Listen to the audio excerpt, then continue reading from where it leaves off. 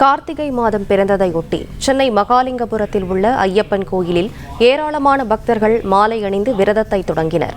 இதுகுறித்த விவரங்களை செய்தியாளர் பாண்டியராஜன் வழங்க கேட்கலாம். பாண்டியராஜன், வணக்கம். விவரங்களை சொல்லலாம்.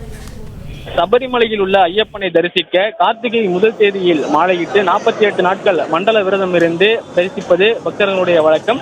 அந்த வகையில் இந்த ஆண்டு கார்த்திகை முதல் தேதி தொடங்கி இருக்கக்கூடிய நிலையில் கோடம்பாக்கம் மகாலிங்கபுரம் ஐயப்பன் கோவிலில் ஏராளமான பக்தர்கள் நீண்ட வரிசையில் காத்திருந்து குருசாமியிடம் ஆசி பெற்று மாலை அணிந்து செல்கின்றனர். வீட்டில் இருக்கக்கூடிய சிறிய குழந்தைகள், சிறு பெண்கள் என அனைவருக்கும் மாலை அணிந்து அவர்கள் இந்த மண்டல விரதத்தை துவக்கி இருக்கிறார்கள்.